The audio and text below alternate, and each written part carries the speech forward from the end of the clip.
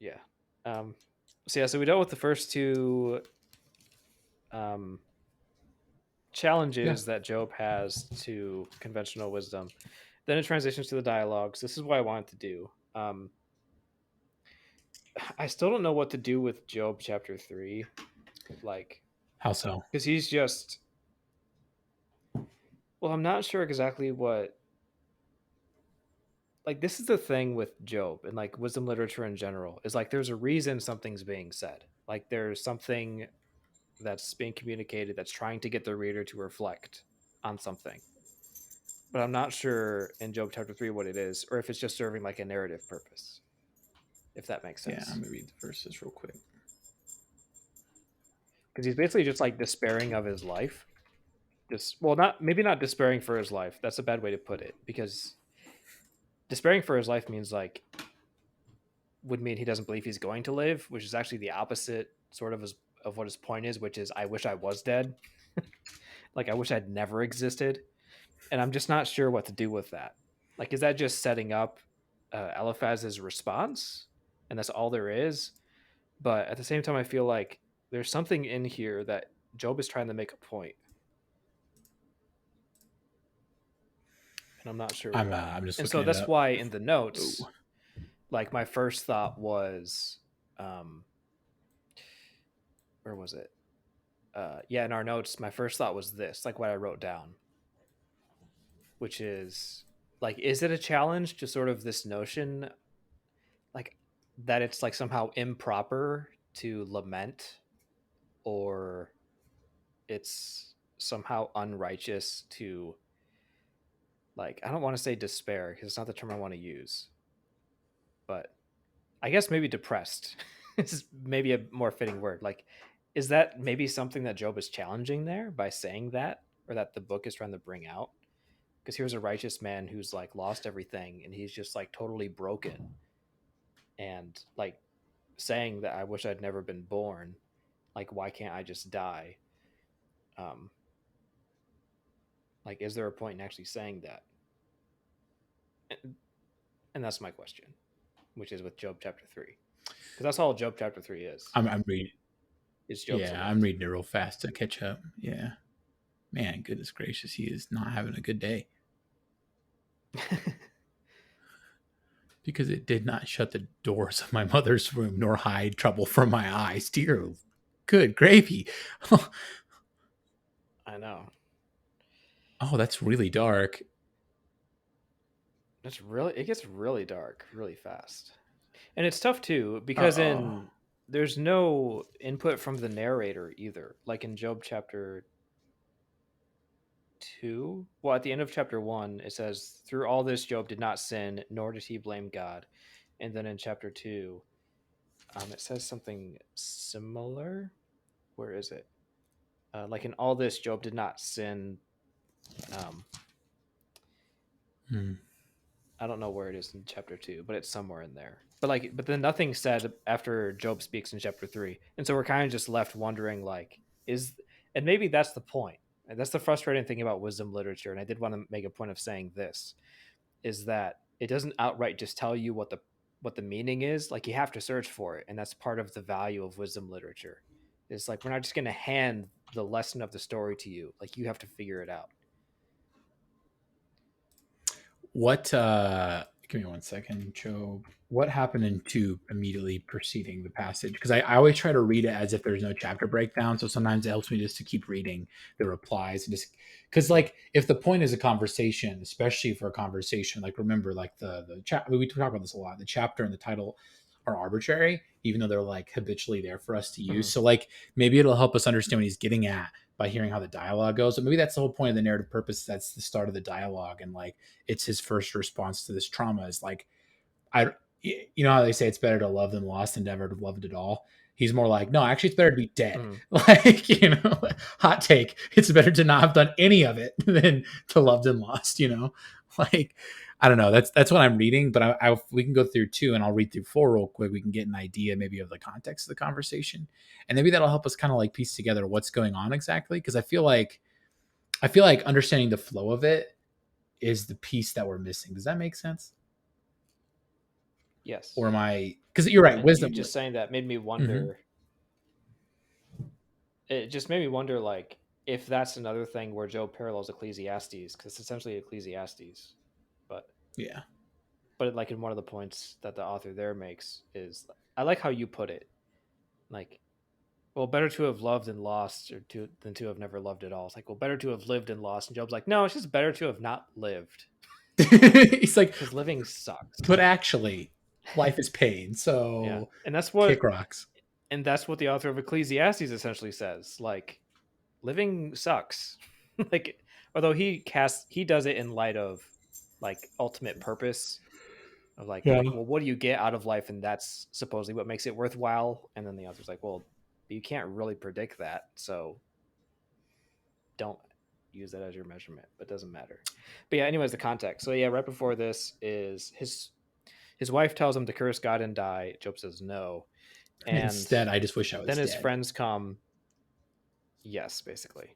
So then his friends come to comfort him, but to sympathize with him, which is interesting. Then they sit down with him for 7 days and 7 nights, with no one speaking a word. Um, and then we have Job speaking. Mm. So they've all been there for like 7 days. Listen to this. This is Eliphaz. But now trouble comes to you and you are discouraged. It strikes you and you are dismayed. Should not your piety be your confidence and your blameless ways your hope? This is really interesting. Mhm. Consider now who being innocent has ever perished. Where were the upright ever destroyed? As I've observed those who plow evil. Then he's basically suggesting that you must have done something wrong you didn't know, right? Exactly. Yeah, and that's the first main point that starts coming up too in this next segment. But I liked how on Bible Gateway, um, where they wrote this out, they actually put in a divide between 6 and 7, which I think narratively the flow, like, that makes sense. Mm-hmm. Like, because 6 is making one point and then 7 starting a new one. Because 6 is basically, um, Do you think that the whole point of what's this, the and Ben, point maybe of this it? is really dumb, but it's been a couple weeks. Do you think that the whole point of this is really questioning the moral order of the universe? Like, and what I mean by that is like the structure. Like, this is so basic, but like, you know what I'm saying? It does come up, yeah. Yeah. Like in the narrative, I think Job makes that point where ultimately he's just like, I don't know if he says I don't believe there's any greater system of justice. I think he kind of does make that point. At the very least, what he ends up doing is he ends up blaming God, or accusing God of not caring about the moral order and just disregarding Mm, it. Um, I do know that happens, but yeah. But yeah, this sort of I starts hear the you. I'm deconstruction of the idea. But anyway, so back to what I was doing a really bad job of saying. go for it. It seems like in Job chapter 4, verses 1 through 6, Eliphaz is responding to Job's lament. And then verse 7 begins Eliphaz's accusation against Job. Like, in my mind, that seems to be the flow. And I think maybe there's something of value there. I don't know. And that's what I'm struggling with. Well, I guess what stuck out to me with verse 6, verse 5 and 6, is kind of that thing of, it's almost like Eliphaz is saying, like, if you were pious and if you did have integrity, then why are you lamenting? As though it's somehow an immoral thing to do, to lament. And that's sort of why in the notes I called out verse 6. To accept your lot in life. Oh, verses 5 and 6. Yeah. On a separate note, I once read a really interesting paper about why the more modern Protestant interpretation of accepting one's lot in life, preferably that interpreted by sociologist Max Weber, however you pronounce it, how that actually plays into the income inequality and how complacency within middle class Hmm. people has prevented them from pushing for more fair wages, thus allowing the wage gap to grow. It was a really, really interesting like economic study. I think the discussion points should be what we were kind of just like the implications, because like the point of the conversation is like when you read good literature, it's not telling you explicitly do this, and I think the temptation is to interpret biblical texts that way rather than understand Mhm. what they could mean or what they're trying to get at and like really get into the Yeah. nuance of it. So maybe both things are true. Maybe Job is right to be angry and lament, but it's equally as right to say, no, your hope comes from your piety, and that maybe your obedience does provide, like God's providence does, is part of your obedience to Him. And maybe we can, I don't know. Do you think that it too much, the whole meta narrative critique, like totally dismantles the idea that like God's providence to some extent is contingent on your obedience? Because the reason I'm asking is like, how does that apply to prevenient grace? Because grace does go before, but like, would that prevenient grace disappear if you weren't obedient, or is it always there? And then again, how do we understand obedience in light of prevenient grace? Does that make sense what I'm saying? Mhm. You look like you have a headache. Are you good? No, I'm processing it. That's a really good thought. That's a hard thing to address, because I'm Well, I not didn't pick sure. Job, Because I feel so like, yeah, that's fair. I mean, that was a the whole joke. meta narrative thing. You're right. Like, okay, like, oh, geez, that's tough. Does our piety affect God's providence? And then you get into the whole like salvation by faith or salvation by works. But then it's tricky though Can I because really blow your mind? okay, yes, It's both, to be truth. But can I really blow your mind? yeah, yeah. To me, this boils down. Oh, sorry. There's huge lag on my screen. Like I literally, you're still doing this for me, and like looking down like you have a headache. Oh, Um, that's okay. It'll all work out in the end, yeah, and Tony. then okay. Anyway, so do you know who John Green is? He's an author. He did like A Fault in Our Stars and Turtles All the Way Down and like Paper Towns and stuff. Yeah. Hmm. So he's an author and he does teach master's level courses in Indianapolis. I think he used to teach at IUPU. I don't know if he's still there or anything. But anyway, um, he does the YouTube channel. He talks about like textual criticisms as it pertains to like literature rather than biblical criticism, right? So I think this is where we have to like really kind of start thinking about the bigger picture here. So the idea is that he said whether it is authorial intent or our interpretation of the text, it doesn't that conversation is like it seems to me doesn't matter as much nowadays. He's like one has come to flip one on its head, but it can't be an either or situation because regardless, both Hmm. things are happening simultaneously. So it's what is that conjoined meaning that we can grasp? You know what I Hmm. mean? And does that make one thing more right than the other? Who's to say? And what's our line for that? You're like, great, that's basic criticism. Thank you, Jordan, for repeating that. But here's what my argument is. I think that when it comes to Job, as contrasted to like Pauline literature or even general history, we can all look as a united like as a Hmm. world and look at like historical documents about the person of Caesar and Rome and say, yeah, that probably happened the way it said. And it's approved because of consensus and use. For Job and for the New Testament, that is held through church tradition. Its entire meaning and context truly can't be understood devoid of church tradition because who's been keeping that and generally agreeing upon what's going on. So when we search for ethereal intent, I think sometimes you leave out the broader picture, which is the fact that all this came about because somebody kept it to begin with. And yes, ethereal intent is good, but it's not the say all be all. To what extent has it spoke to the church and those preceding it during the time of its existence for a piece of literature? Does that make any Hmm. sense? So for Yes, it Job, the does. implication would, yeah, for Job, the implication would be that it's about the conversation. So you don't have to necessarily have specific talking points as much as we highlight what the conversation is asking and what they're proposing Hmm. and how those ideas flesh out. So I think it takes pressure off us. Does that make sense? It's okay. No, the thing I'm wrestling with is trying to figure out what are those questions that it's trying to raise.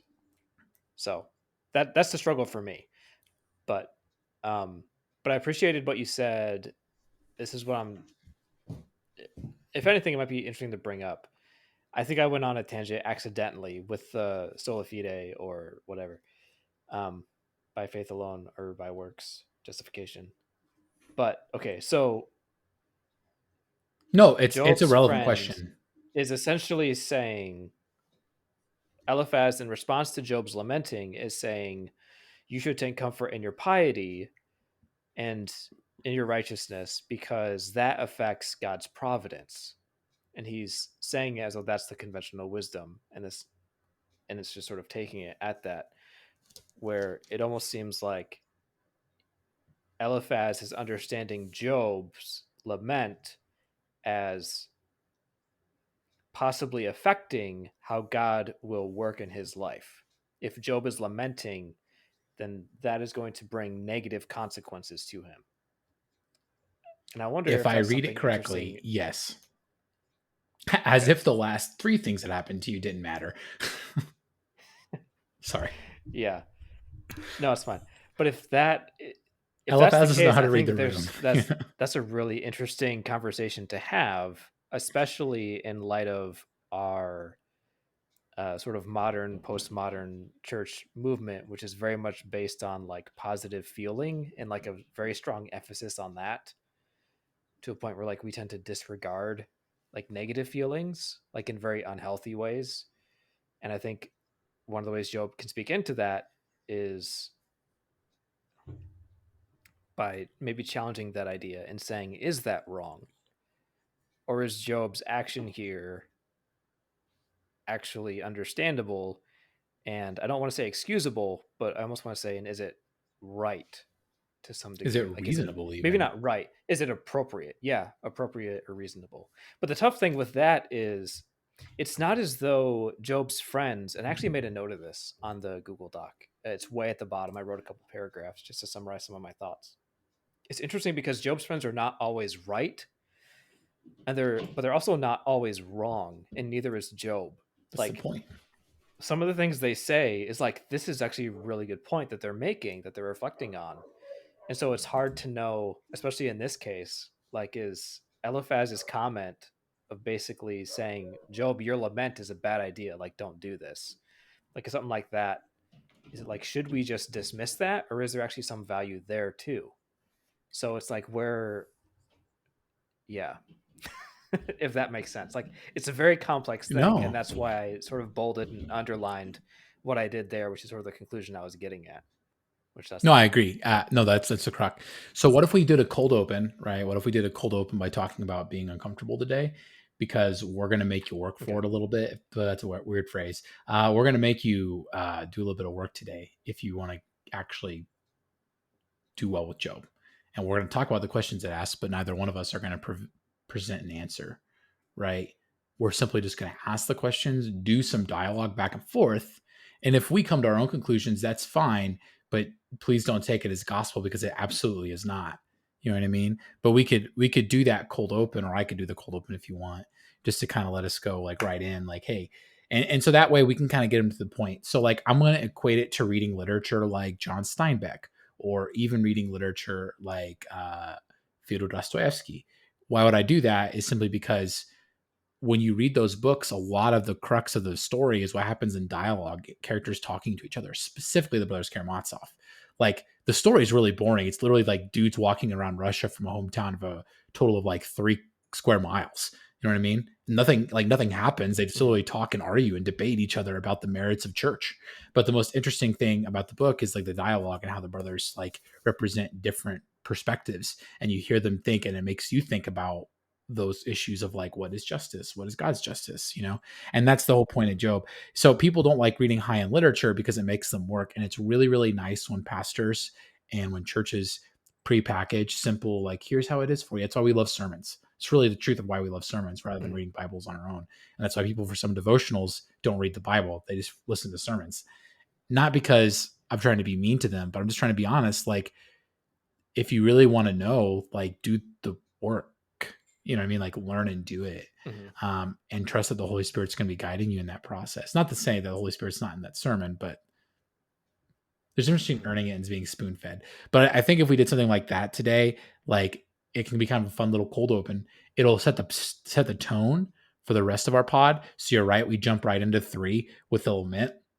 and we just start discussing like what they're saying, and we just start asking questions about what is making us think about, because honestly, what else can we do? Like, should we like, because we can't, like, we can highlight the points that they're trying to make to some extent, or highlight how some of the questions are relevant, but I don't know that that makes sense. So we can do that, and then we can just kind of talk about lament, the merits of lament, and then secondly, like, righteous prosper, wicked suffer, and then we can close. Do you think that's a good idea? That way it doesn't require us to like come up with points. It just requires us to know what's going on and talk about it.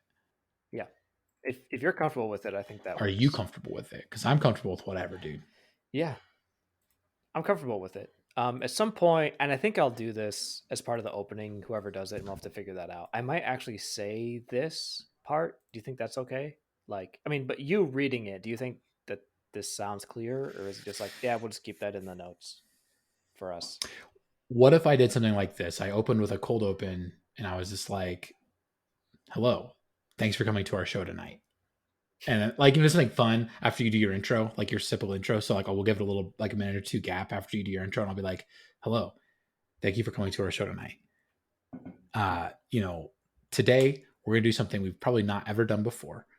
Well, not in this way. We're going to ask you to do more work in this podcast. This is not the kind of sit back and listen podcast. That's not to say that you can't sit back and listen, but it's simply to say that if you sit back and listen, you won't actually really benefit from listening to us today. What we're going to ask you to do is Hmm. ask the questions that we're asking today and see what your answers are and figure out what is actually going on. And then that would transition to, you can be like, and we could say, so we're going over the book of Job, and we're going to be specifically focusing on the dialogue starting in book 3, or chapter 3 to chapter 8. And then you could say, these dialogues, there's not a clear winner. No one's right, no one's wrong, because Job's friends are not always right, neither is Job. And then you could jump in for the sub point, and that would be a really good cold open. Hmm. And then we can just get into the conversation themselves and talk about what they're asking, and like, okay, here are the questions we got to wrestle with today. Does that make sense? Hmm. Are you comfortable with that? Yeah, Okay. All right. So yeah, I'm comfortable the with that. only thing I want to do, because you have a couple things written down, is maybe get some, like, just as a point of reference so we don't get like too lost, some Hmm. questions in advance that we know that they ask. Plus, it helps me stay organized. So when I'm riffing on a question or like what it makes me think of, I have a Hmm. reference point and anchor to get back to. So as far as, and I did highlighted verses. So all the verses you see that I put in the Google Doc are just the ones that I'm planning on having read. Either Mm, it's you or me. And I have it on another screen too, where I have them highlighted in context, um, just to like those articulate the heart of those segments.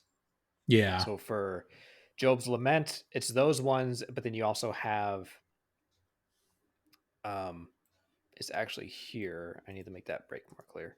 But regardless, then you have Eliphaz's response, which kind of gives that sort of tension that's at play there, where you have Job lamenting and then Eliphaz essentially saying it's wrong to lament. So, okay, there's something there that we can grapple with. And I really need to rewrite this because I think I got it wrong. People, what, this part? Where I put down that maybe the point, or maybe something for us to discuss is optimism about our positions in life a requirement of righteousness?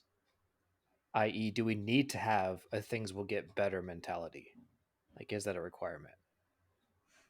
That's a really hard I don't know question if for that's a me. good way to put it. No, I think it's a great question. That's a hard Yeah. question because, like, interpreting this in light of Job, it's a great question. Interpreting this in the light of like a modern Christianity with the hope of a resurrection, like, I would argue yes and no simultaneously. Like, it's okay to be Mhm. frustrated and no, but like, to some extent, like, your anchor and the core of your being should be to some extent like reliant and grateful and at least anticipatory of that resurrection time, even if it's incredibly painful and even if you're not even ready for it to happen. Like, that is a winning moment. It's a powerful moment. So like, yes and no simultaneously. Like, no, you shouldn't be like, I can't wait till we go back, we get resurrected. It's the same thing as I can't wait till I get sucked up into heaven. Meh.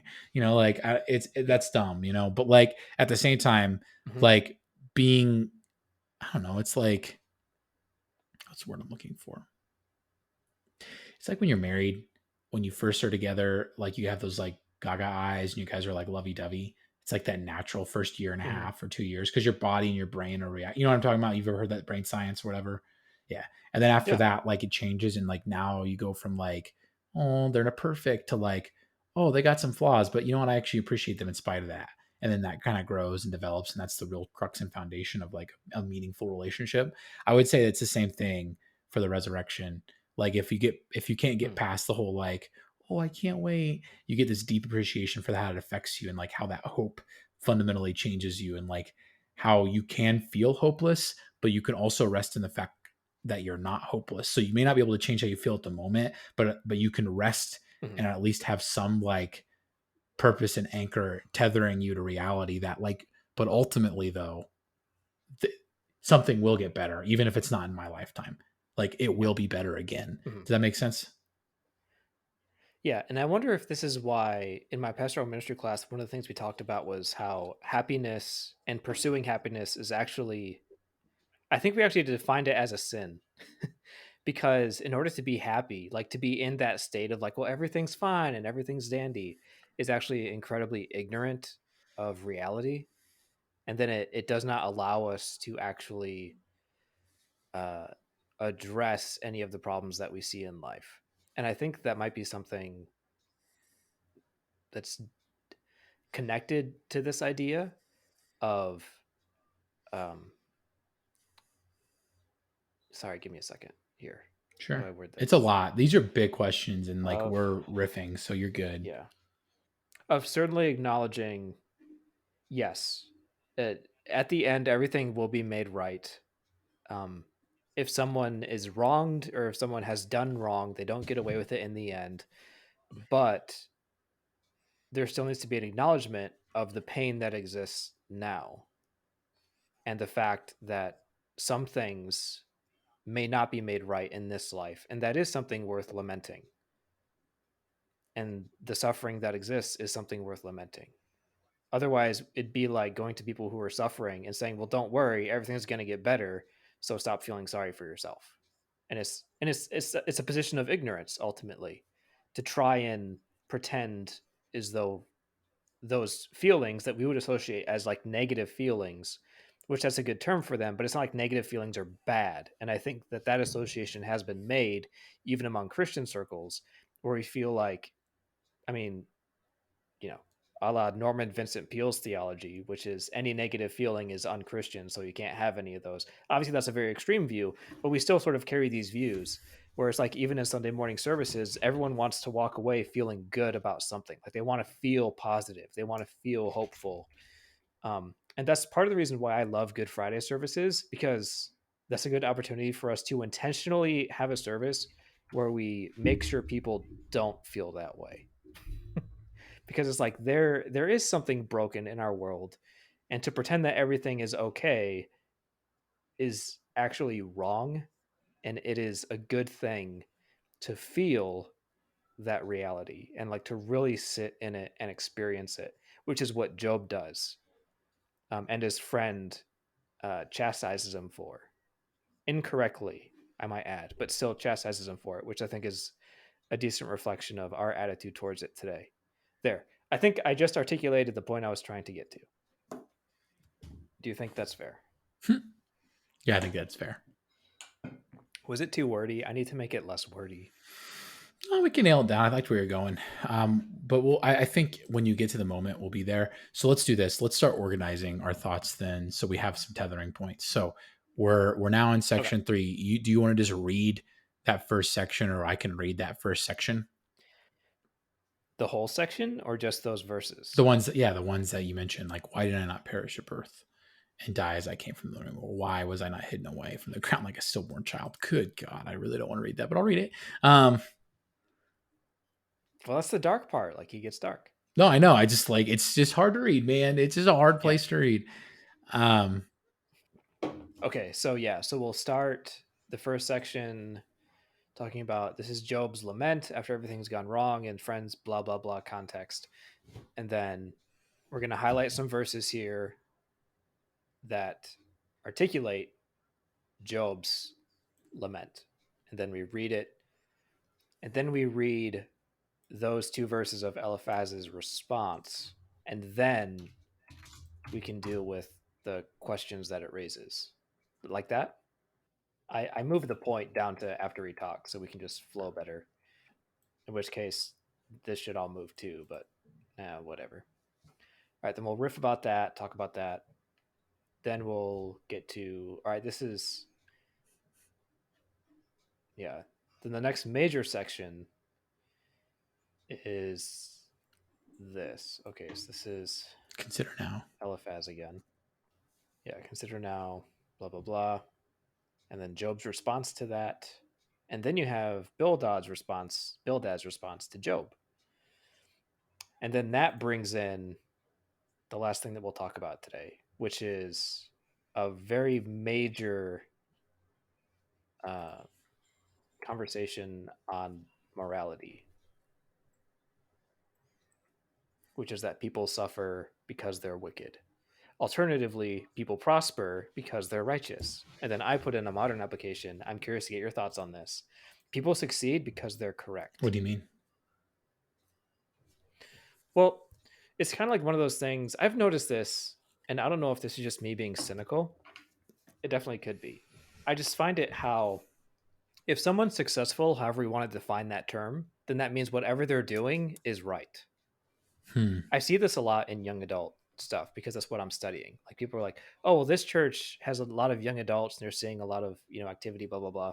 Therefore, what they're doing must be right."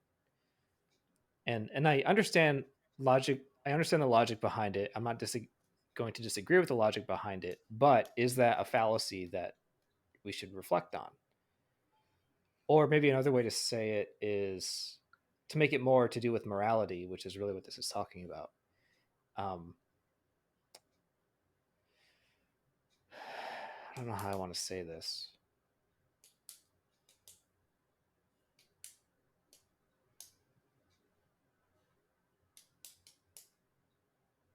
Hmm.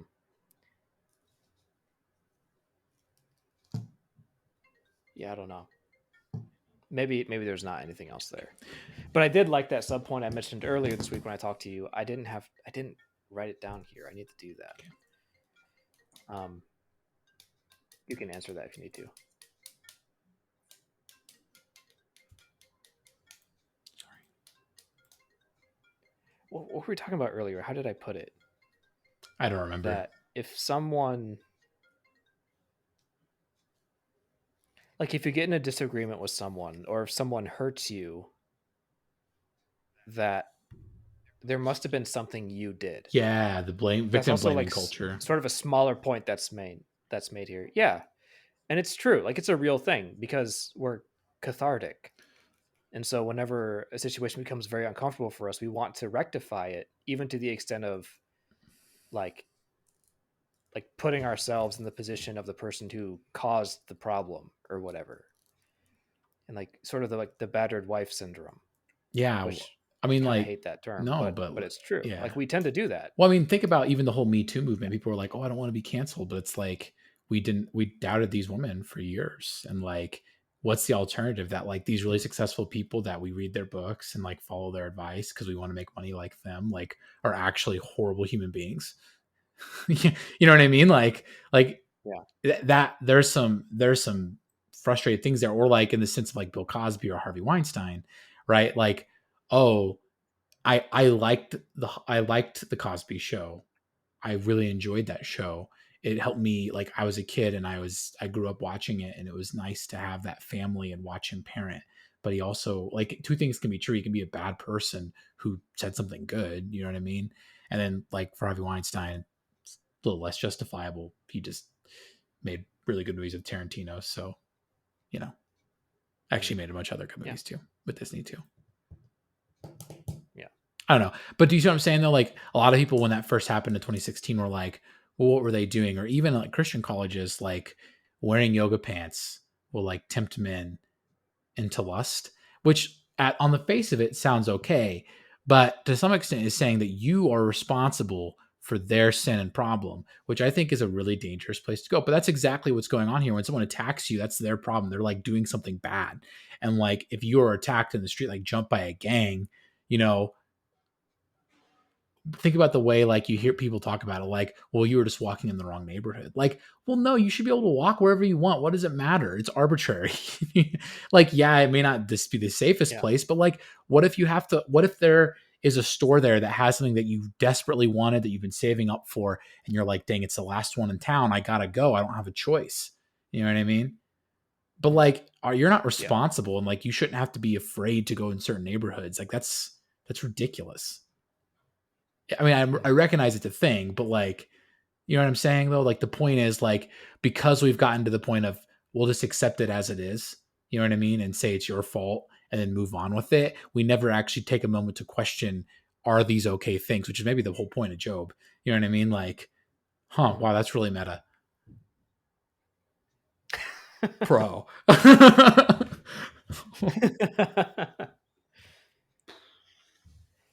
Hmm. Feel like I'm in another universe right now. Yeah, Okay, we should record because we it's have some fine. good thoughts. Whoever is listening, if we actually, what we are we having people do Patreon for these pre-show notes? No, I haven't set that up yet. No. Sorry. I Oh, I'm was sorry. You debating had if a I wanted to child, or you're a do it little for the busy. pre-shows or Oh, not. I don't know, Ben. That's not a good enough excuse. Yeah, I know. It must have been something wrong that I did. You must have done something wrong. Uh, That's why. oh, hold Yeah. on. I gotta tell you something No, funny. I was just gonna say very Mhm. quickly. Okay, go ahead. When No, you Morgan go was first. upstairs, and I was like, "Hey, we're recording tonight," and she goes, "What?" I was like, "Yeah, we're recording tonight." She's like, "I thought you guys were taking a break." I was like, "Well, I thought we would take at least a week or two off, but I guess you didn't want to." She's like, "If I were him, I'd take like 2 months off." She's like, "That's crazy. You just had a baby," and I was like, "I mean, what do you want me to tell you? It's not like Yeah. podcasting takes you out of the house. You're just doing your study. It's not like you can't get up and go check on her." Yeah. Just blew her mind. Anyway, Yeah. your thing. But no, that point you were making, I was like, man, that could be applicable to like all of like the large conversations we're having today, like in culture.